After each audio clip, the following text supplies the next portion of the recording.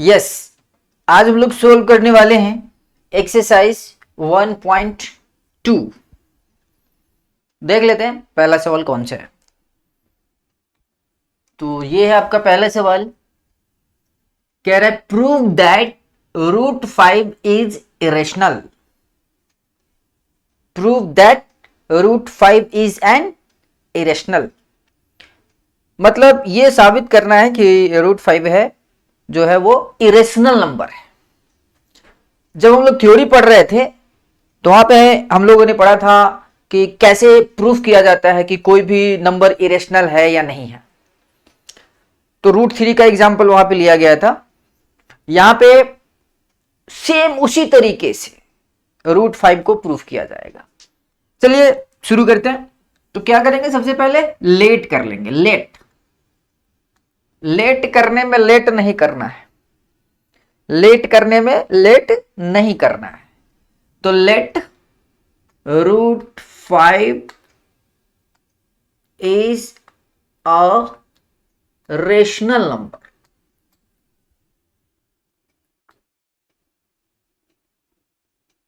मान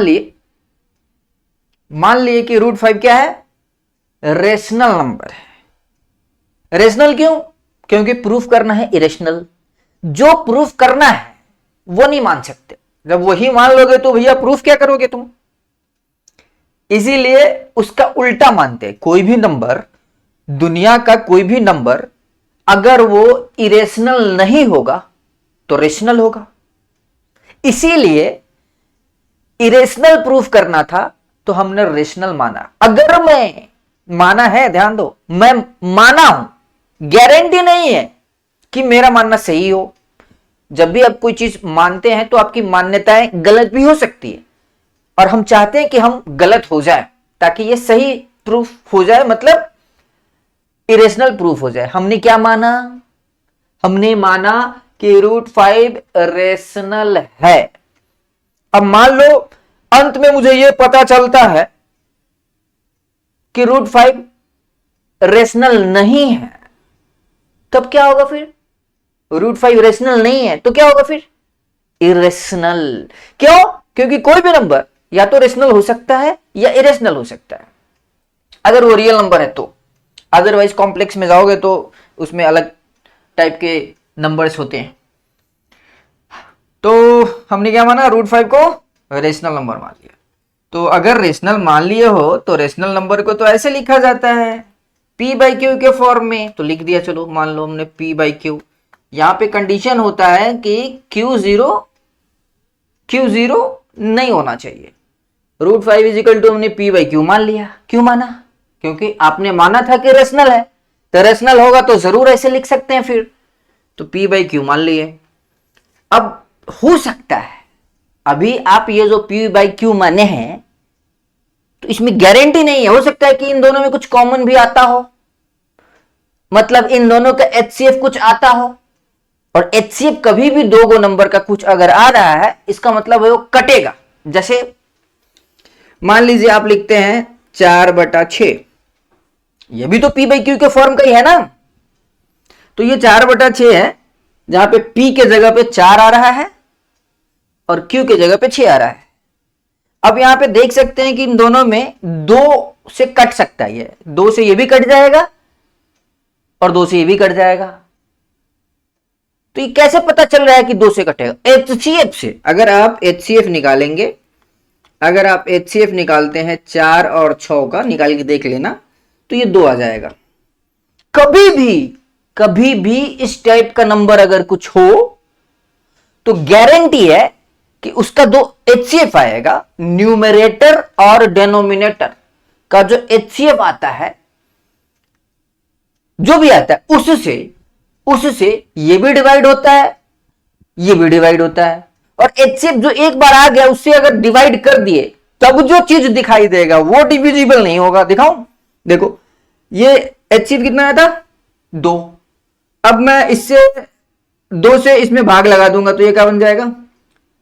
4 में 2 से भाग लगाओगे तो 2 आ जाएगा, और 6 में 2 से भाग लगाओगे तो 3 आ जाएगा। मतलब 4/6 जो हुआ करता था पहले है बराबर ही लेकिन इसमें HCF दो आ रहा था, दो से भाग लगा दिए तो अब ये बन गया। और ये जो चीज बना इसका HCF अब तुम निकालोगे तो 1 आएगा, क्योंकि जो कटना था सो कट गया। तो HCF इन दोनों का कितना आएगा? HCF आ जाएगा 2 और 3 का कितना? 1। इसका मतलब हुआ कि अब सिर्फ दोनों में 1 कॉमन है, इसमें और इसमें सिर्फ 1 कॉमन है, HCF 1 है, इसका मतलब अब कटेगा नहीं। तो वही चीज हम यहां पे एज्यूम कर रहे हैं कि मान लो, मुझे नहीं पता कि P और Q में कुछ कॉमन है नहीं, लेकिन मान लेते कुछ होगा। तो let HCF of P and Q is equal to कुछ है, जैसे वहां 2 आ रहा था वैसे यहां चलो R मान रहे हैं। तो वो R से डिवाइड करोगे, तो R से जब आप डिवाइड करेंगे, P को भी डिवाइड कर दो इस R से, जैसे वहां से समझते चलो, कंपेयर करते हुए चलोगे तो ज्यादा समझ में आएगा।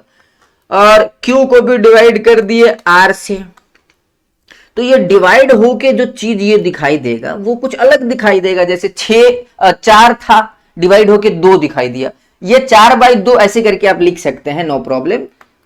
4 डिवाइडेड बाई 2 यहां पे लिख सकते हो, तो जो कि इसको सोल्व करके 2 आ गया। वैसे इसको सोल्व करेंगे तो कुछ आ जाएगा, कुछ आ जाएगा। मान लो आ गया ये A, कुछ अलग ही आएगा, कुछ अलग ही आएगा। तो मान ली A, ये हो गया तुम्हारा B, कुछ अलग ही आएगा ना। Q को जब आप R से डिवाइड करेंगे तो यहां पे भी वही नीचे वाला चीज तो भाई 0 नहीं होना चाहिए, डेनोमिनेटर का भी 0 नहीं होना चाहिए, वो 0 हो जाएगा तो फिर दिक्कत हो जाएगा। तो यहां आ गया। यहां पे एक चीज ध्यान देना, ये एक कंडीशन है जिसको मैं एक लेट करके रखता हूं। HCF ऑफ PQ कितना आया था? R। HCF ऑफ PQ आया था R, उसके बाद डिवाइड कर दिए तो ये आया। अब यहां पे, अच्छा इसकी जरूरत नहीं, इसको 1 मानने की जरूरत नहीं है, इसको रहने दो, यहां मानेंगे। अब यहां पे अगर आप HCF निकालेंगे, एक बार जो HCF आ गया उसको अगर आप डिवाइड कर दिए, फिर जो नया चीज दिखेगा कुछ इस टाइप का, उसका HCF गारंटी है कि उसका HCF 1 होगा। तो HCF of A and B is equal to 1 है। क्यों 1 है? क्योंकि अगर कुछ अदर होता, वो सब मैंने डिवाइड कर दिया, अब जो चीज दिख रहा है इसमें गारंटी है कि 1 है। ब्रह्मा जी खुद आएंगे ना, कहेंगे 1 नहीं होगा, तब भी नहीं मानेंगे हम, क्योंकि जो होना था डिवाइड कर दिए, अब कट छट गया, अब कुछ बचा नहीं, अब HCF कितना आ गया? 1। यही मेन सबूत है, सबूत। इसको रखो, पेश करेंगे इसको। चलो आगे बढ़ते। तो इसको थोड़ा सा, इसकी जरूरत नहीं है, ये तो समझने के लिए था, इसको मिटा लिया जाए और इस जगह का इस्तेमाल करेंगे हम लोग। ओके, तो अब क्या करें? HCF भी कितना आ गया? 1। अब देखो यहां से काम करो, √5 इज इक्वल टू कितना था? A/B। अब क्या करो? दोनों साइड स्क्वायर करो, तो squaring both side, squaring both side, याद रखना ये सब एग्जाम में आता है, स्टेप लिखना पड़ेगा। स्क्वायरिंग बोथ साइड्स, तो यहां कितना आ जाएगा? √5 का स्क्वायर इज इक्वल टू, इधर आ जाएगा A/B स्क्वायर। तो √5 का स्क्वायर हो जाएगा 5 और इधर हो जाएगा A²/B स्क्वायर। तो यहां से इधर आ जाएगा 5B² is equal to A²। तो इसको ऐसे भी लिख सकते हैं, नो प्रॉब्लम। A² बराबर आएगा, ये 5 के साथ ये आ जाएगा 5B²। तो हमने इसी को इधर लिख दिया है, इसको उधर लिख दिया है, कोई दिक्कत नहीं है। ये चीज इधर था, वो ये चीज उधर था, तो मैंने इधर चेंज कर लिया। अब यहां पे देख सकते हो A² इज इक्वल टू कितना है? इतना। A² इज इक्वल टू इतना। अब ये जो चीज है इसमें 5 एज ए फैक्टर दिखाई दे रहा है, इसका मतलब A² इज डिविजिबल बाई 5। यहां से क्या दिख रहा है? यहां से पता चल रहा है कि A² इज डिविजिबल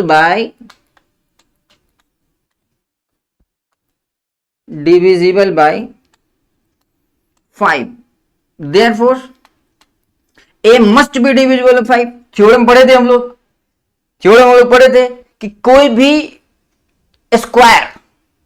स्क्वायर वाला नंबर, स्क्वायर के बराबर कोई भी नंबर अगर लिखा हुआ है, वो किसी खास प्राइम फैक्टर से डिवाइड हो रहा है, तो वो जो नंबर होगा जिसका स्क्वायर है वो भी उससे डिवाइड होगा। थ्योरी पढ़े थे हम लोग, अगर याद नहीं हो तो जाके देख लेना वहां पे।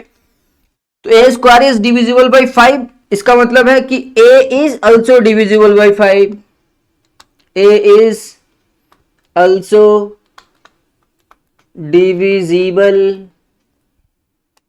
बाय 5। तो 5 से जब कोई डिविजिबल होगा, जब भी कोई नंबर 5 से डिविजिबल होगा तो 5 के टेबल में आता होगा।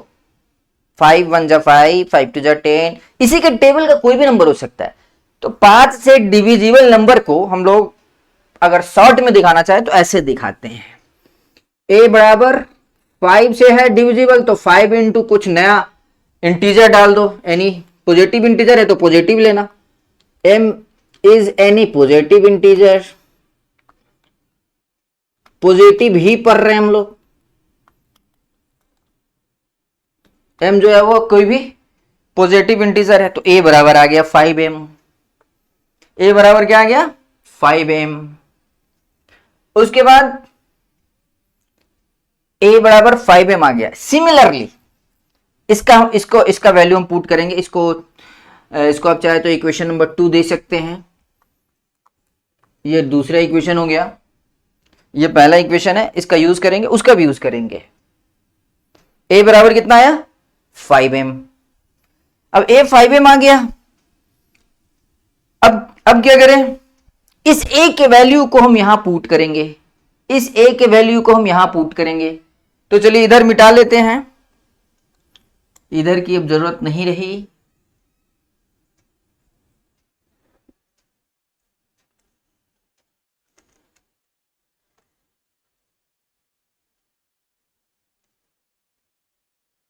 इसको रखे रहेंगे, ये सबूत है, सबूत नहीं मिटाना है, नहीं, सबूत नहीं मिटाना है भाई, यही तो मेन चीज है, सबूत रखना है, इसको रखे रहो।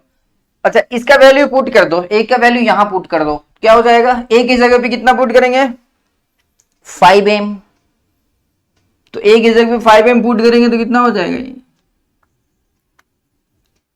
5m square is equal to 5b square, तो ये कितना हो जाएगा भाई 25m square is equal to 5b square. अब ये 5 से कट जाएगा, इसे 5 5 जा, तो ये आ गया b square is equal to 5m square. यहां फिर से वही बात, यही चीज लिखेंगे, here b square is divisible by 5, b square बराबर कितना आ रहा है 5 इंटू m स्क्वायर, इसका मतलब b स्क्वायर का एक फैक्टर 5 आ रहा है ये, तो b square is divisible by 5, this means that b must be divisible by 5। तो यहां पे देयरफॉर यहां पे लिख दो थोड़ा सा, चलो लैंग्वेज ऐड कर दो, हियर b स्क्वायर इज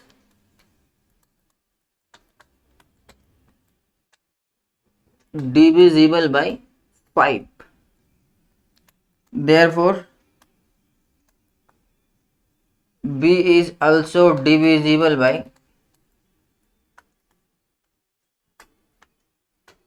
5। अब 5 से डिविजिबल वाली चीज तो 5 के टेबल में होगा, वो 5 इंटू समथिंग करके लिखाएगा, तो वहां m कर लिए थे तो यहां कुछ अलग कर लेते, चलो n कर लिए, और यहां पे इसको इक्वेशन नंबर 3 मान लो, जहां पे लिखना होगा n क्या है, n is any positive integer, n is any positive integer. अब देखो जरा, ये क्या कह रहा था, a बराबर कितना है, कह रहा है a बराबर 5m, और ये क्या कह रहा है b बराबर 5n। अब दूसरे और तीसरे इक्वेशन को गौर से देखो, तो दोनों में 5 कॉमन आ रहा है, देखो यहां पे भी 5 आ रहा है, यहां पे भी 5 आ रहा है, तो यहां से क्या दिख रहा है, फ्रॉम 2 and 3 दूसरे और तीसरे से अगर मैं देखूं तो क्या आ रहा है, HCF of AB is equal to आ रहा है 5, विच इज नॉट पॉसिबल, क्योंकि HCF ऑफ A और B कितना होना चाहिए था, 1। इसकी गारंटी थी क्योंकि जो भी डिवाइड होने वाला था सब मैंने कर दिया था, उसके बाद आया था वो A/B के फॉर्मेट में। मतलब कि HCF ऑफ A और B एक्चुअल में तो 1 ही होना चाहिए, तो ये 5 कैसे आ गया फिर? कुछ तो गड़बड़ है। कहां गड़बड़ है? सारे स्टेप्स सही हैं, सारे स्टेप्स सही हैं, तो क्या गलत हो गया होगा भाई? मानने में गलती हुई, वही चीज लिख देंगे, विच इज नॉट पॉसिबल। ये चीज संभव नहीं है कि HCF ऑफ A और B जो है वो 5 आ जाए। क्यों नहीं संभव है? क्यों नहीं संभव है? क्योंकि जो भी डिवाइड होने वाला था तो मैंने कर दिया था डिवाइड, तो अब तो कुछ बचा ही नहीं डिवाइड उसमें कटने वाला, तो HCF तो गारंटी है कि 1 ही होगा। तो ये 5 कैसे आ रहा है? गलती से। 5 कैसे आ रहा है? गलती से। तो गलती क्या हुई है? स्टेप तो सारे गणित के नियम से ही किया हूं मैं, जितना भी स्टेप लिए हैं सारे के सारे गणित के नियम से ही लिए गए, तो फिर गलती क्या हुई है? कहां हुई है गलती? मानने में गलती हुई है, हमारा मान्यता गलत है। तो यहां पे लिख दिए, उसके बाद लिखना which is not possible, which is not possible, या ऐसे भी लिख सकते हो it contradicts our assumption, it contradicts our assumptions. Which is not possible मतलब ये चीज संभव नहीं है, 5 होता है। Therefore our assumption is wrong,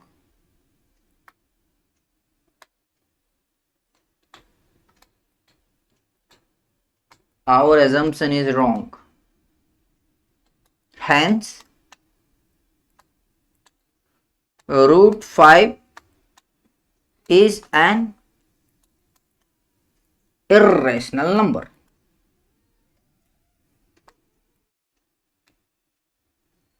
तो इस तरीके से आपको एग्जाम में लिखना है, तब जाके वो मार्क्स आपको फुल मिल जाएगा।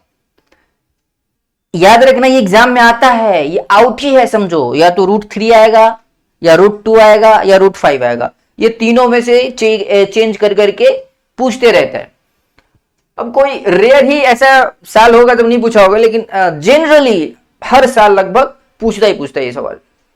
तो इसको बढ़िया से याद कर लेना, 2-3 बार प्रैक्टिस कर लोगे तो माइंड में आ जाएगा। चलिए अगले सवाल की तरफ चलते हैं।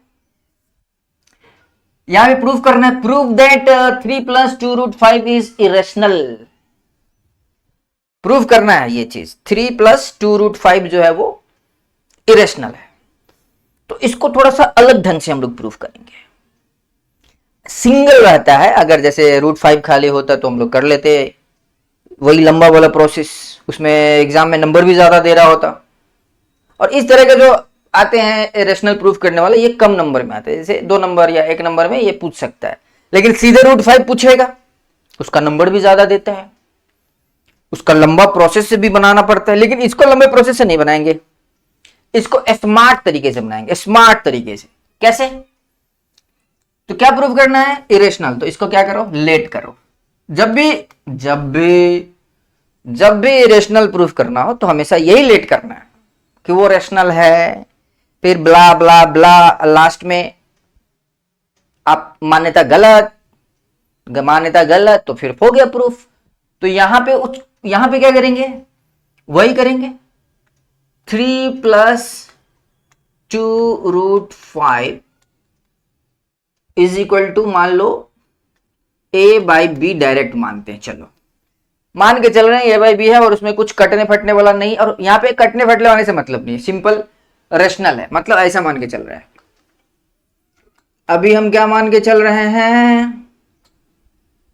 लेट इतना बराबर A/B which is rational actually.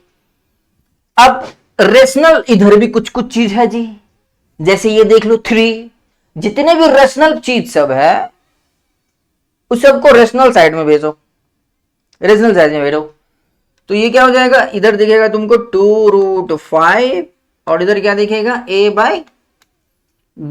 और ये -3 को 3/1 लिख सकते हैं। देखो ये भी रेशनल है और ये भी रेशनल है। तो रेशनल और रेशनल का जोड़ या घटाव जो होता है ना, वो गारंटी के साथ रेशनल होता है, नियम है। तो ये भी रेशनल, ये भी रेशनल, घटा दिए तो ये पूरा हो गया रेशनल। अच्छा, इधर एक और चीज है 2, उसको भी भेजो उधर।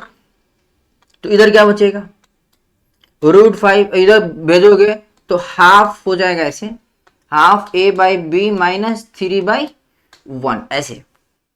इधर हो गया बाई, ऐसे भी लिख सकते हो तुम, ये ऐसे दे देना बटन, ऐसे इसके बटन में भी 2 लिख सकते थे, वही बात है, तो ऐसे लिख सकते हैं। एक और चीज पढ़े हैं, किसी भी रेशनल को रेशनल से गुना करो तो गारंटी है रेशनल ही आएगा। कभी भी किसी भी रेशनल को रेशनल से गुना करो।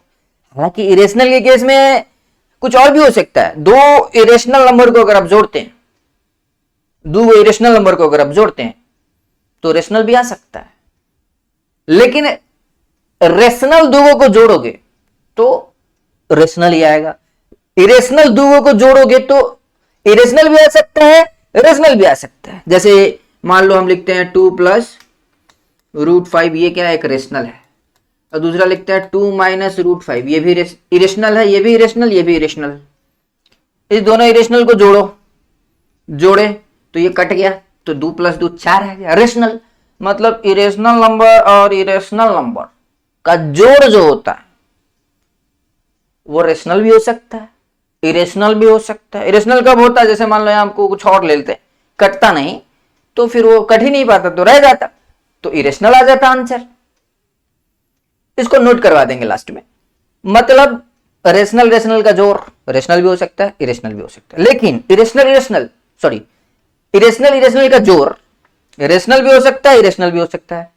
लेकिन रेशनल का जोड़ जो होता है, रेशनल और रेशनल, जैसे 2 + 4 या 2/3 + 5/6 कुछ इस टाइप का, उसको जोड़ोगे ना तो हमेशा रेशनल ही आएगा, गारंटी। तो इरेशनल में अलग नियम कानून है, रेशनल का अलग नियम कानून है। अच्छा, इसमें एक और चीज है, रेशनल को घटाओगे, इरेशनल को घटाओगे तब भी कोई गारंटी नहीं है कि इरेशनल ही आए। रेशनल भी आ सकता है, इरेशनल भी आ सकता है। तो रेशनल को जोड़ो तो गारंटी नहीं, दोनों में से कोई भी आ सकता है। घटाओ, जैसे मान लो ऐसा लिख देते हैं 2 - √5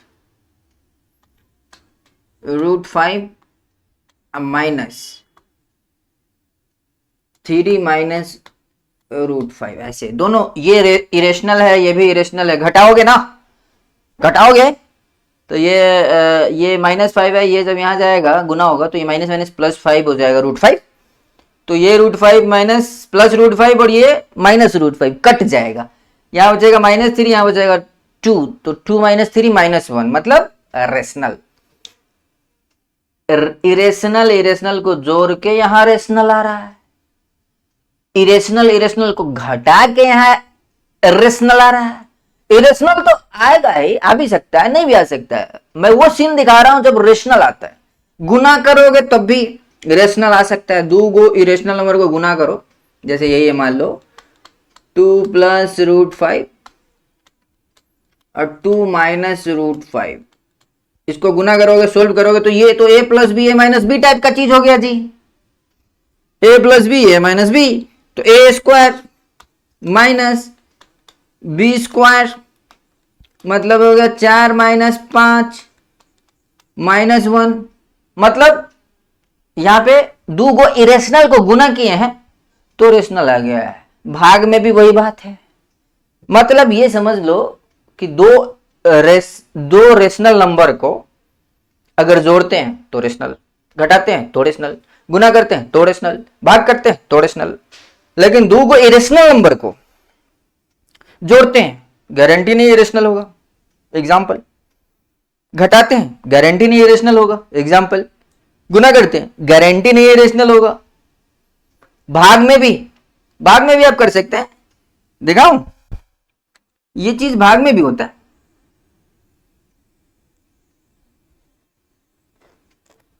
ये चीज आप भाग में भी कर सकते हैं। मान लो ऐसा लिखा हुआ है, एक ये है √5 और दूसरा है 1/√5। एक ये नंबर हुआ और दूसरा इरेशनल है मान लो 1/√5। तो इसको सोल्व करोगे तो ये ऐसा हो जाएगा, √5 इंटू √5 बन जाएगा 5। मतलब रेशनल। इरेशनल सोल्व करके रेशनल।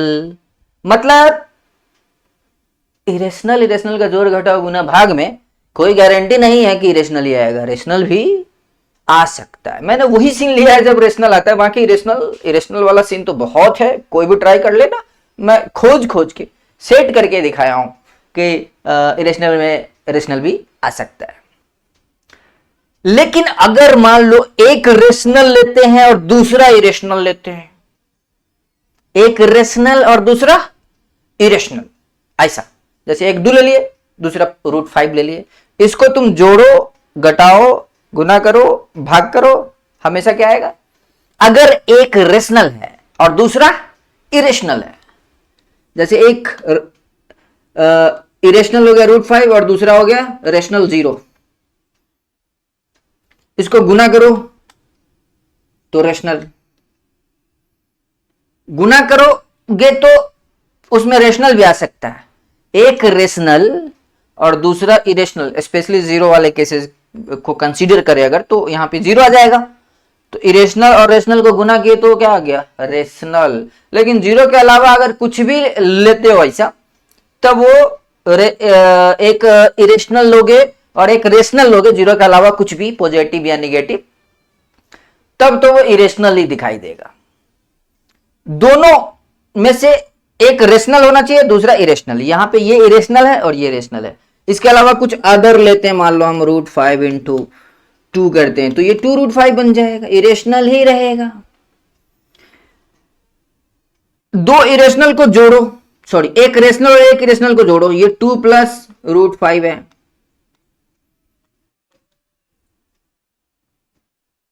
तो ये क्या आ रहा है?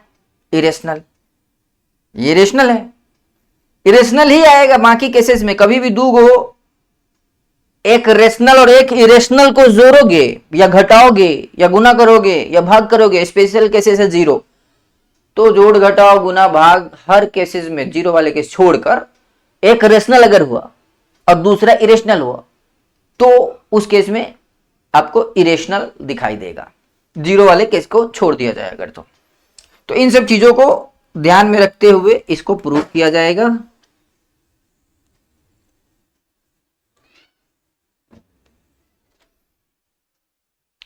ओके, तो ये क्या है? इतना लेक्चर किस लिए?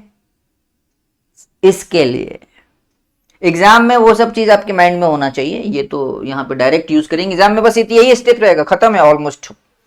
देखो ये क्या था? रेशनल। ये क्या था? रेशनल। अभी भी नहीं देखा? रेशनल को हटाओ तो क्या आता? रेशनल पूरा रेशनल हो गया। अब इसमें ये चीज भी रेशनल है, रेशनल को गुना करोगे तो क्या आएगा? रेशनल ही आएगा। तो ये तो पूरा रेशनल है रे, ये तो पूरा का पूरा रेशनल है, ये तो पूरा का पूरा रेशनल है। और ये तो हम प्रूफ ही किए थे इससे पहले, क्या है ये? इरेशनल। ये कैसे हो सकता है? ये कैसे हो सकता है? तो अगर ऐसा होने लगे कि इरेशनल बराबर रेशनल, तब तो गणित बदलना पड़ जाएगा फिर।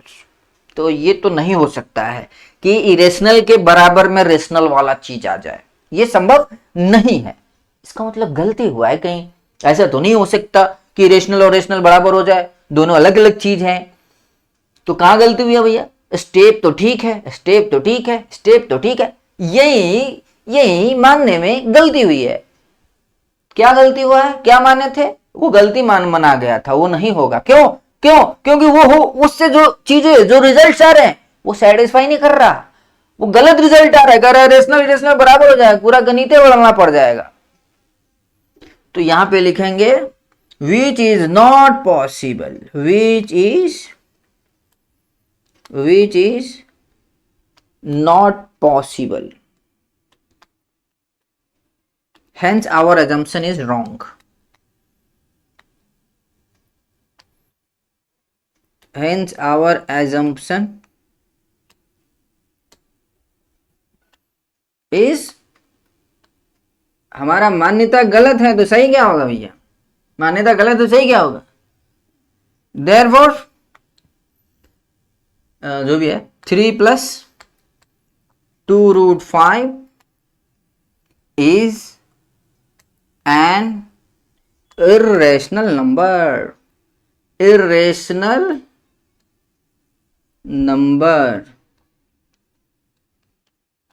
proved. तो ये जब आएगा तो 2 नंबर में जनरली इस तरह के सवाल पूछे जाएंगे. छोटा है वो बड़ा था, सिंगल रहता है तो इस टाइप से बना सकते हो. ये आसान रहता है और वो थोड़ा सा लंबा हो जाता है. चलिए अगले सवाल पे चलते हैं.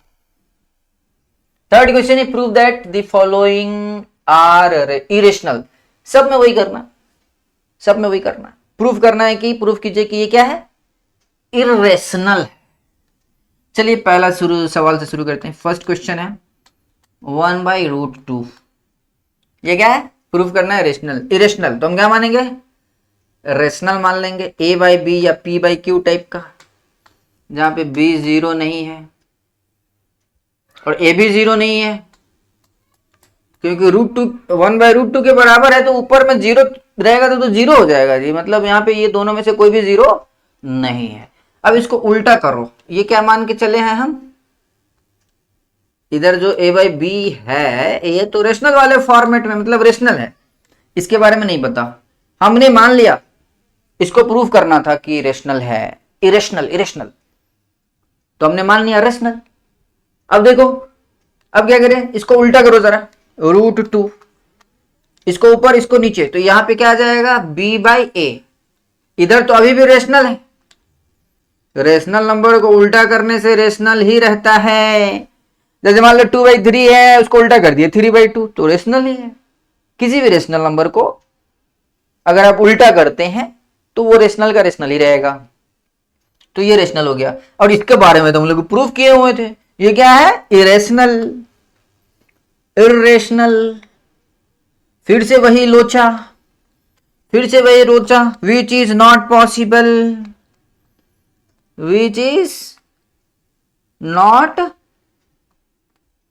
possible, hence our assumption is wrong. Hence our assumption is wrong. तो assumption wrong है तो फिर सही हो गया फिर उसका. Therefore 1/√2 is an irrational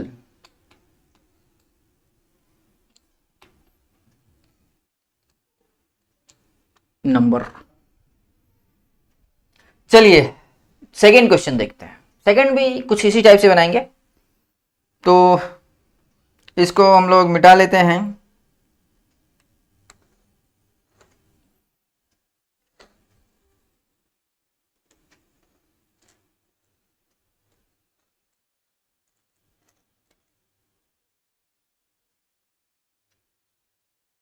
यहां पे चेंज हो जाएगा, ये भी चेंज हो जाएगा. ये क्या है, सेकेंड सब क्वेश्चन हो गया. और यहां पे रहेगा 7/5 इज इक्वल टू सेम. इसी टाइप से मानना है. फिर वही काम आपने क्या माना, ये फिर से वही चीज रिपीट हो रहा है. रेशनल मान के चला है. √5 को रख लो इधर, 7 को इधर भेज दो, तो ये क्या हो जाएगा, a/7b. ये तो रेशनल चीज है, ये भी रेशनल, ये पूरा का पूरा रेशनल है. रेशनल का जोड़ करो, घटाव करो, गुना करो, भाग करो, कुछ भी करो, वो रेशनल ही रहता है. तो ये अभी भी रेशनल है, ये अभी भी रेशनल है. अरे इस टाइप का छोटा, बहुत छोटा टाइप हो गया. ये 1 नंबर में पूछेगा. ये इससे पिछला वाला था 2 नंबर, या पूछ भी सकता है, 2 नंबर भी दे सकता है, सिचुएशन पे डिपेंड करता है. ये तो रेशनल है. क्यों, कैसे, क्योंकि सारा का सारा रेशनल पार्ट है इसमें. तो इरेशनल ही होगा। लेकिन ये तो हम लोग प्रूव कर चुके थे इरेशनल है, तो अब तो प्रूफ जब कर लिए हैं तो मानना पड़ेगा ना। तो मान लो ये इरेशनल है कंफर्म, ये रेशनल है कंफर्म, तो इरेशनल और रेशनल बराबर कैसे हो गया? फिर संभव ही नहीं है। फिर से वही बात, hence our assumption is wrong, our assumption is wrong.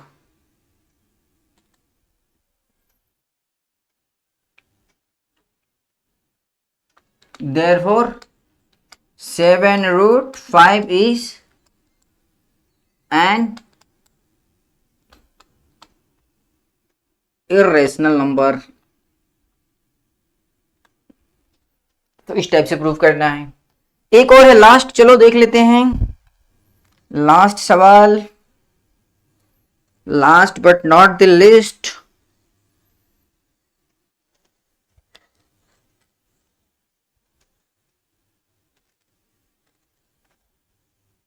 यहां सवाल थर्ड क्वेश्चन है, 6+√2 इज इक्वल टू इतना। फिर से ये ऐसे ही लिखा रहेगा, लेट कर लो। ये क्या है? रेशनल। ये क्या है? रेशनल। अब फिर से रेशनल पार्ट सबको उधर भेजो, उधर भेजो रेशनल पार्ट सबको। तो यहाँ क्या दिखेगा? √2 इज इक्वल टू हो जाएगा a/b माइनस 6। तो 6 को ऐसे लिख सकते हैं ना, 6/1। ये तो पूरा का पूरा रेशनल होगा, क्यों कैसे समझ में आ गया होगा। और ये तो कंफर्म्ड है भाई, इरेशनल है।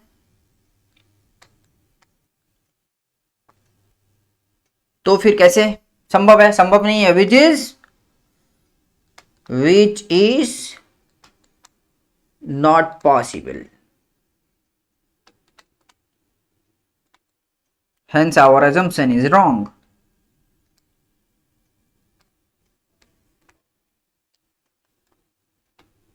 Hence our assumption is wrong. Therefore 6+√2 is an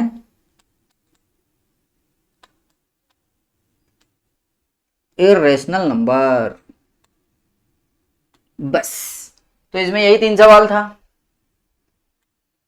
इसमें यही 3 सवाल था। तो उम्मीद है कि जितना भी समझाया है सब समझ में आया होगा।